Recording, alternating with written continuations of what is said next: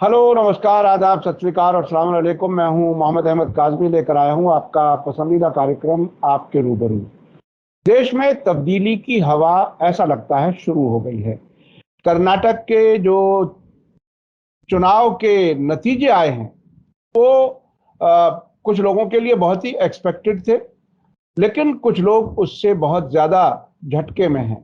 झटका हमारे देश के सबसे बड़ी कुर्सी पर बैठने वाले इंसान को लगा है, चूंकि 30 के आसपास रैलियां की हैं प्रधानमंत्री नरेंद्र मोदी जी ने, और धर्म के नाम पर वोट मांगी है। जय बजरंग बली की बोल करके बीजेपी को वोट दो। क्या कुछ था? क्या ये कॉन्स्टिट्यूशन के अंदर था सब कुछ जो कुछ प्रधानमंत्री बोल रहे थे? ये एक बड़ा सवाल है। आने वाले वक्त में शायद कभी अगर मौका हो, मीडिया में इतनी हिम्मत पैदा हो पाए कि इस पर बहस हो, तो बहस जरूर होनी चाहिए। क्योंकि संविधान से ऊंचा इस देश में कोई नहीं हो सकता, और संविधान ही सरकार के और जनता के बीच में एक तरह का बंधन है, अकॉर्ड है, समझौता है साथ चलने का। अगर एक तरफ से वो समझौता बार बार तोड़ा जाए तो दूसरी तरफ जरूर उसका असर होता है, और कम से कम इतना तो जरूर होता है जो वोटर ने कर्नाटक में दिखा दिया बीजेपी को। इस वक्त मेरे पास मेरे साथ खास मेहमान बात करने के लिए कर्नाटक के चुनाव, इसका असर, नतीजे की वजह, इस सब पर बात करने के लिए मेरे साथ खास मेहमान हैं डॉक्टर राम पुनियानी जी, जो मुंबई में रहते हैं और बहुत ही बेबाक अंदाज में अपनी बात रखते हैं। कई किताबों को लिख चुके हैं, खासतौर पर आरएसएस और आरएसएस का नेशनलिज्म और मुसलमानों के आज़ादी के में जो कंट्रीब्यूशन है उस पर, और बहुत से सब्जेक्ट्स पर वो लिख चुके हैं, बोल चुके हैं। आप लोग उनको बहुत अच्छी तरह जानते हैं। राम पुनियानी जी, वेलकम है आपका। मीडिया स्टार वर्ल्ड को आप वक्त दे बहुत देते धन्यवाद। हैं, उसके धन्यवाद। लिए बहुत बहुत शुक्रिया। आप ये बताइए कि कर्नाटक के इलेक्शन से पहले आपने कई बार कहा था कि राहुल गांधी की भारत जोड़ो यात्रा से देश के हालात बदलेंगे। अब आपको कैसा लग रहा है? जी, पहले तो देखिए, मुझे थोड़ा खुशी हो रही है। अच्छा लग रहा है। अच्छा इसलिए नहीं लग रहा कि कांग्रेस को मेजोरिटी मिली है। अच्छा इसलिए लग रहा है कि जो सांप्रदायिक ताकतें एक आक्रामक तरीके से, कम्युनल फोर्सेस जो एग्रेसिव तरीके से आगे बढ़ रही थी, उनको एक बहुत बड़ी लगाम मिल गई है। बहुत बड़ी लगाम मिल गई है, और उसमें मेरा विश्वास जो जनता में है, फिर से एक बार पहले से ज्यादा मजबूत हो चुका है। जैसे आपने बताया कि प्रधानमंत्री जी और हमारे गृह मंत्री अमित शाह जी, ये करीब काफी दिनों से कर्नाटक में ही डेरा डाल के बैठे थे। इधर मणिपुर जल रहा था, तो दोनों ने कोई उसके बारे में न बात की, न मणिपुर में जाके आग बुझाने के लिए कुछ काम किया। ऐसा जहां तक, क्योंकि कर्नाटक के चुनाव में बिजी रहे, और उन्होंने पूरी तौर से जो उनका हथकंडा है कि किसी भी चुनाव को धार्मिक रंग दे देना, उसकी उन्होंने पूरी पूरी कोशिश की। उसके भी पहले मैं एक और बात बताना चाहता हूँ कि इनका जो कम्युनलिज्म है, सांप्रदायिकता है, ये पूरा खुले आम हर चुनाव में दिखता है, और इस बार फिर से दिखा। आप कल्पना कीजिए कि जिस राज्य में 12% मुसलमान हैं, भाजपा के उम्मीदवारों में एक भी मुसलमान नहीं था। नंबर एक। नंबर दो, चुनाव के लिए इनको जो ध्रुवीकरण करना है, उसलिए उन्होंने सब मुद्दों का इस्तेमाल किया। शुरुआत कहाँ से की? टीपू सुल्तान। भाई, टीपू सुल्तान जो अंग्रेजों से लड़ाई करते हुए फोर्थ एंग्लो मैसूर वॉर में मारे गए थे 1799 में, और उसके बारे में भी इन्होंने कहा कि इसको अंग्रेजों ने नहीं, वोक्का लिग्गा ने मारा था, क्योंकि वोक्का लिग्गा वोट इनको हासिल करने थे। हम्म। इसी कर्नाटक में फिर हिजाब का मुद्दा किया, अजान का मुद्दा किया, और जो इनके बाकी मुद्दे हैं, लव जिहाद और दूसरे मुद्दे समाज को बांटने वाले, वो किए। और आखिर में तो इन्होंने हद कर दी। हद कर दी जब कांग्रेस के मैनिफेस्टो ने में कहा कि भाई, जो भी नफरत फैलाने वाले संगठन हैं, वो पीआईएफआई हो या बजरंग दल हो, हम उनको बैन करेंगे। उसके बाद तो इन्होंने इतनी चालाकी से, धूर्तता से हनुमान जी को बजरंग दल से जोड़ दिया। अब बजरंग दल का हनुमान जी से क्या लेना देना है? बजरंग दल तो हनुमान जी तो एक समर्पण के प्रतीक हैं, श्रद्धा के प्रतीक हैं, और बजरंग दल एक आक्रामक संगठन है। बजरंग दल का आप मैनिफेस्टो पढ़ें तो उसमें कहते हैं कि हम सशस्त्र शस्त्रों के माध्यम से हिंदू क्रांति लाएंगे। और तो मैनिफेस्टो ही पहले कॉन्स्टिट्यूशन से मेल खाता है कि नहीं, इसको आप देखिए। और जितने हिंसा के वाकयात हुए हैं सब में वो शामिल रहे। वो गुजरात के दंगे हो, पेस्टर स्टेन्स की हत्या हो, बाबरी डिमोलिशन हो, कंधमाल में हिंसा हो, या फिर और हर एक चीजों में वो शामिल रहे। इसके बाद प्रधानमंत्री जी ने खास तौर से बजरंग बली की भक्ति दिखाना शुरू कर दिया। अभी तक भगवान राम के कंधे पर बैठ के चुनाव जीतते थे, अब उनको लगा बजरंग बली जी भी हमारी नैया पार करा देंगे, पर ऐसा कुछ हुआ नहीं। और लोगों ने जो इनके जो मुद्दे उन्होंने उठाए, मुख्य रूप से वही थे, परिवारवाद है। अब आप देखिए, परिवारवाद तो भारतीय राजनीति की हर पार्टी में है, हर पार्टी में है। उसमें केवल कांग्रेस को दोष देना सही नहीं है। इन्होंने पूरा धन बल लगाया, एडवर्टाइजमेंट्स डाले, और पूरा कांग्रेस को बदनाम करने की कोशिश की। और ये भी उन्होंने कोशिश की कि कांग्रेस कैसी तौर से आगे न जाए, ये उनकी कोशिशें थी। अब कांग्रेस ने जो इस बार अच्छा किया, क्योंकि कांग्रेस चुनावी मैदान में कई बार बहुत गलतियां भी करती है, पर इस बार कुछ कुछ अच्छी बातें भी उन्होंने की। पहले तो जैसे आपने उल्लेख किया, उसका बहुत धन्यवाद। मैं तो इस विश्वास में हूं कि भारत जोड़ो यात्रा ने कर्नाटक ही नहीं, पूरे देश के माहौल को बदल दिया है। और सबसे पहला कारण तो यही था कि जो राहुल गांधी को इन्होंने अभी तक पप्पू बना के प्रस्तुत किया था, कि राहुल गांधी एक समझदार, एक संवेदनशील इंसान है, जो अपने आप को लोगों से ऊंचा नहीं समझता, किसी के भी हर एक व्यक्ति के साथ मिलकर काम करना चाहता है, हर एक की बराबरी में मानता है, जो मन की बात नहीं बोलता, जन की बात सुनता है, सादगी से रहता है। और ये सब चीजें एक पहली बात आ गई। और दूसरी जो मुद्दे उठाए उन्होंने भारत जोड़ो यात्रा में, अब भारत जोड़ो अपने आप में एक बहुत बड़ा संदेश है। एक तरफ भारत को धर्म के नाम पे तोड़ने का काम ये कर रहे हैं, राम मंदिर से लेके तो धर्मांतरण, तो लव जिहाद और घर वापसी और जय बजरंग बली के नाम पे ये तोड़ रहे हैं। भारत जोड़ो यात्रा में ही वो संदेश था कि ये देश सभी धर्म के लोगों का है, सभी धर्म के लोगों के मिलने से ही हम तरक्की कर सकेंगे। तो वो एक बात। और ये चुनाव में भी उन्होंने एक जो बड़ा मुद्दा पकड़ा, आपको याद होगा कि जब अन्ना आंदोलन हुआ था, अन्ना जी आजकल तो सोए हुए हैं, नींद की गोलियां शायद उनको काफी अच्छी मिल गई होंगी।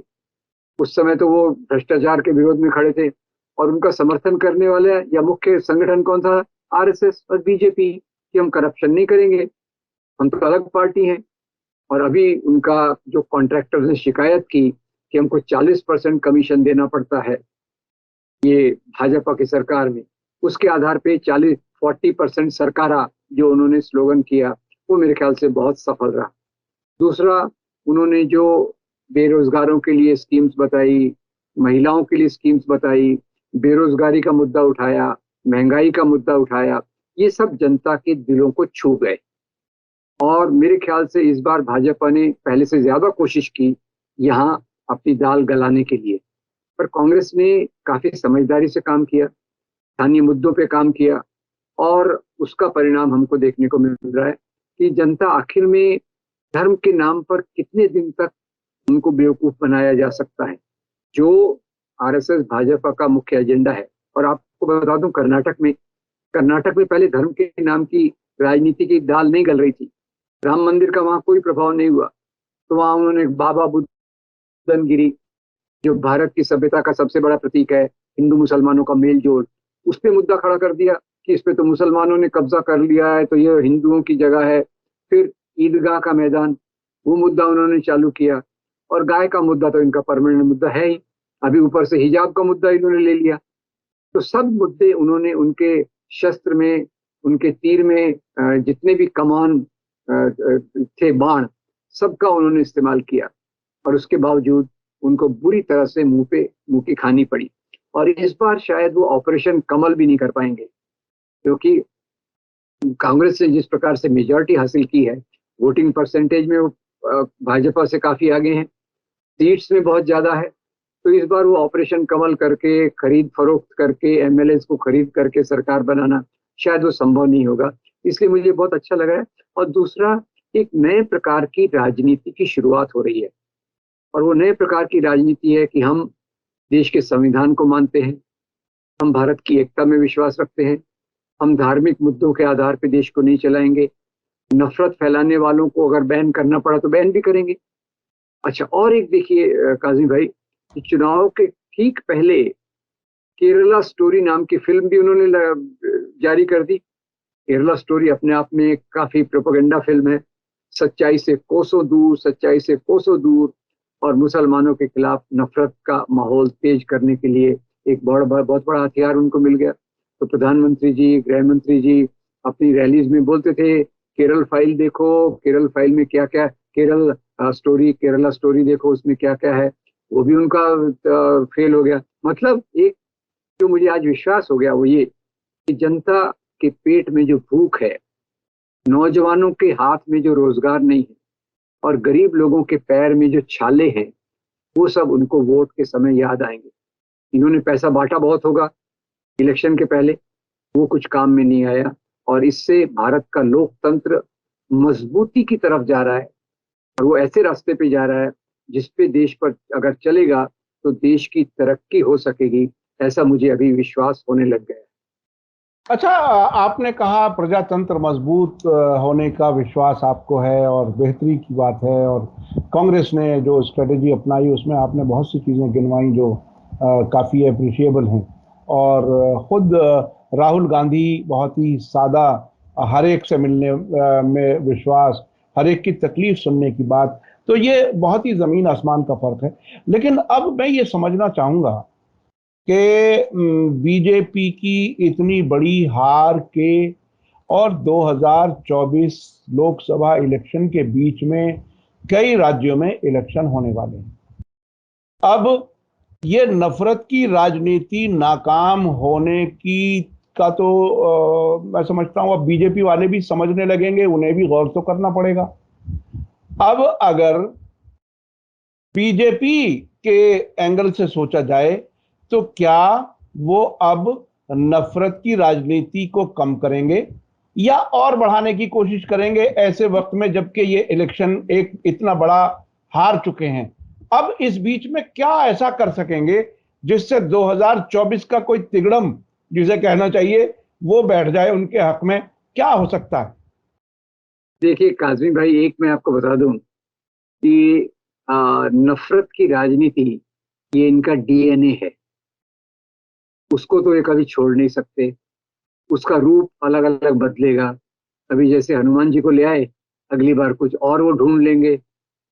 और नफरत की राजनीति के लिए जैसे टीपू सुल्तान को खींच कर लाए कि भाई इसका मर्डर तो भाई दो वोका लिग्गा ने किया था, हिंदू बनाम मुस्लिम करने की जो कोशिश टीपू सुल्तान के बारे में थी। तो हर जगह इनके, देखिए इनका तंत्र बहुत बड़ा है काजमी भाई। इनके पास हजारों प्रचारक हैं, बड़े सीनियर लेवल के, लाखों स्वयंसेवक हैं, वो तो ये छोड़ेंगे नहीं। और उसी के साथ मनी पावर, पैसे का उपयोग, और फिर एक ईवीएम मशीन का क्या गोल है वो पता नहीं, क्योंकि वो भी एक उनके हाथ में बड़ा हथियार है।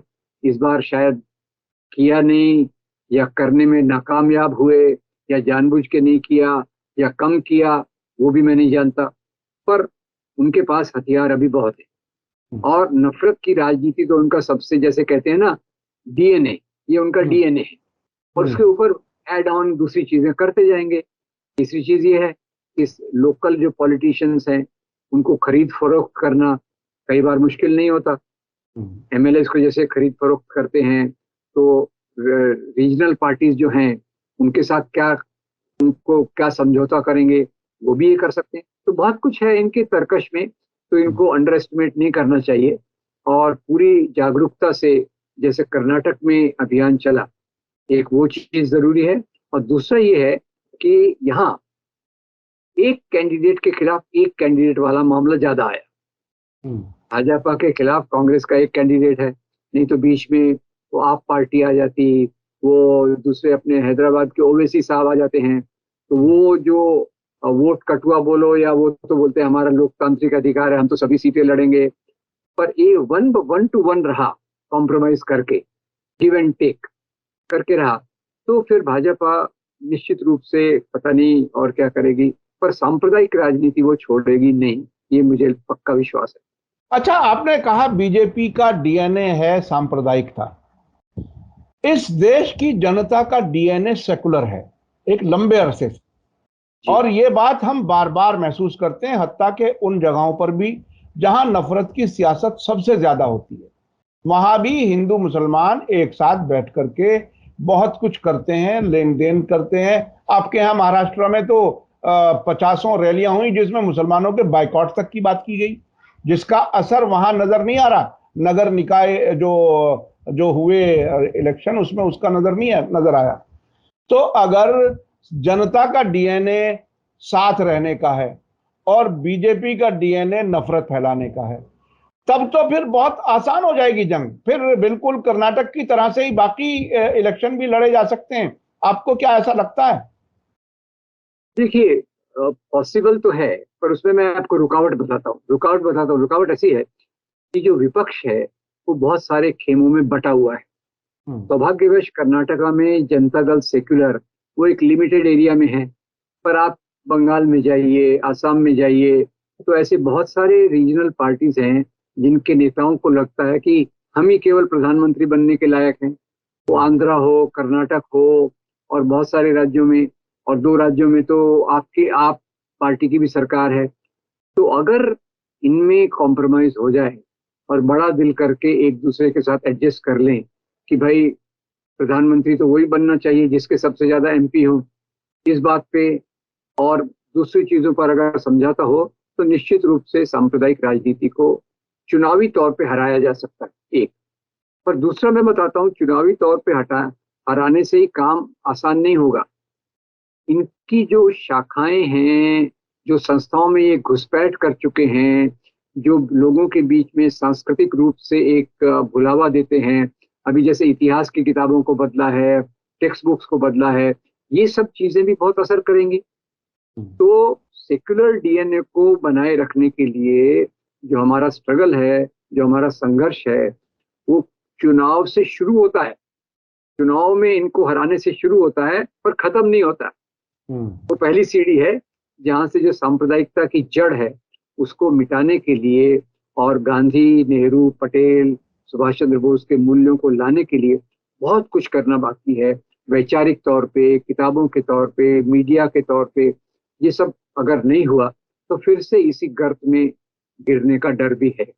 अच्छा, जिस तरह से पिछले दिनों जब हिस्ट्री से के बहुत सी चीजें हटाने का ऐलान हुआ एनसीईआरटी की किताबों में, सीबीएसई में, तो केरल ने यह ऐलान किया कि जो चीजें हटाई गई हैं वो हम पढ़ाएंगे बच्चों को। क्या कांग्रेस की सरकार जो कर्नाटक में अब आ रही है, या हो सकता है साथ में जेडीएस भी साथ में मिल जाए, या जो भी अभी तो फॉर्मूला बनेगा कैसे सरकार बनेगी, सरकार तो वो मेजोरिटी में है, लेकिन हो सकता है आगे की कभी आइंदा की हॉर्स ट्रेडिंग रोकने के लिए मिलकर के सरकार बनाए, मैं उस तरह से भी देख रहा हूं। तो इसमें इसमें क्या कांग्रेस भी इस तरह का की एक मिसाल कायम कर सकती है कर्नाटक में? और जितने भी वो हिजाब वाला मामला और कई और चीजें जो वहां हुई थी बीजेपी की सरकार में, 4% मुस्लिम रिजर्वेशन था, उसको इन्होंने खत्म किया था, क्या वो सब चीजें दुरुस्त करके, ठीक करके, रिवर्स करके पूरे देश की जनता को कोई मैसेज देने का काम कर सकती है कांग्रेस? क्या ऐसा अगर करे तो क्या देश भर में फायदा होगा उन सेकुलर फोर्सेस के इकट्ठा होने में? देखिए काजिम भाई, ये आपको इस सवाल के लिए बहुत धन्यवाद। कांग्रेस की या दूसरी पार्टीज में एक अच्छी बात यह है कि अगर आप प्रेशर डालें, उनको जागरूक कराएं, तो वो इस प्रकार की नीतियां करने के लिए तैयार रहते हैं। भाजपा को आप उस पर प्रभावित नहीं कर सकते, क्योंकि भाजपा की डीएनए में है। बाकी लोग अपॉर्चुनिज्म से, अवसरवादिता से कभी कभी कम्युनल पॉलिसीज ले लेते हैं। कांग्रेस भी कई बार कम्युनल पॉलिसीज ले लेती है, पर वो एक अवसरवादी, अपॉर्चुनिस्ट तरीके से लेती है।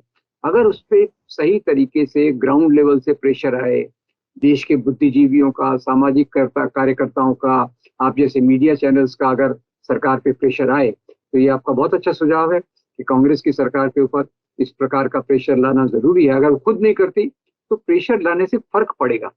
और वो प्रेशर लाने से फर्क पड़ेगा तो उसकी दो बातें होंगी।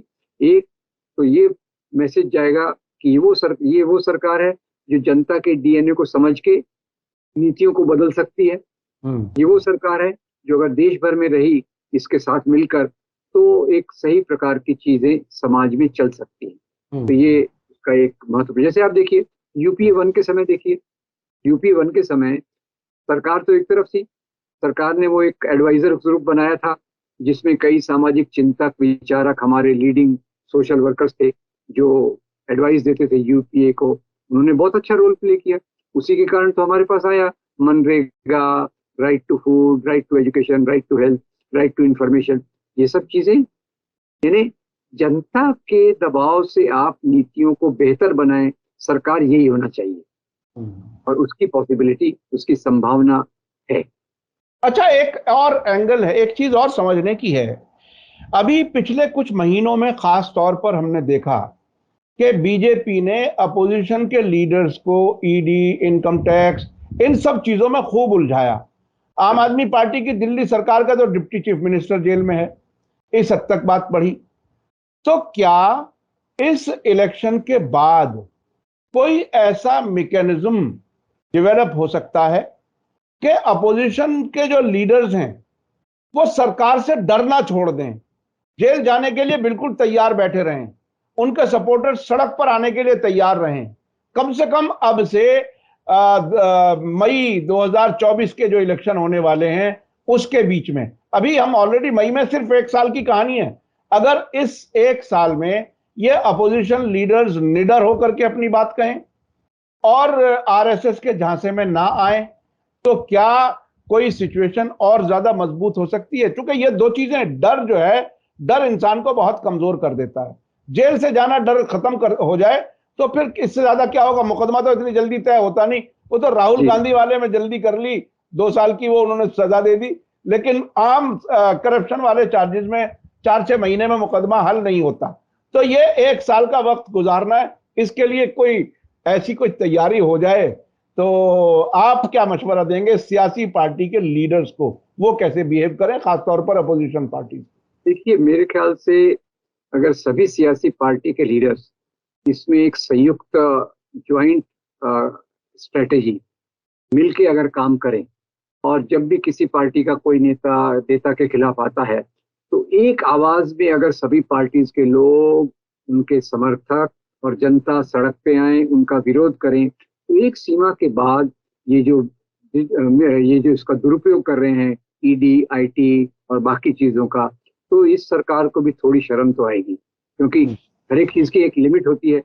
अगर जनता का इतना बड़ा विरोध रहा, अगर सभी पार्टियां मिलकर एक हो गई, राष्ट्रपति पे दबाव लाया, मीडिया पे दबाव लाया और पूरी दुनिया भी हमको देख रही है, तो उसमें तो मुझे उम्मीद है कि अगर लोग निडर होके, जैसे आपका सुझाव है, वो अगर उस आधार पे चले तो उस पर भी एक रोक लाई जा सकती है या उस रास्ते पे चलना जरूरी है मेरे ख्याल से। तो अच्छा, आखिर में मैं हल्का सा जिक्र करूं उस पर, आप क्या कहते हैं? इस पूरे एक हफ्ते में, जो पिछला हफ्ता गुजरा है, इसमें मोदी जी की सरकार को 3-4 बड़े झटके लगे हैं।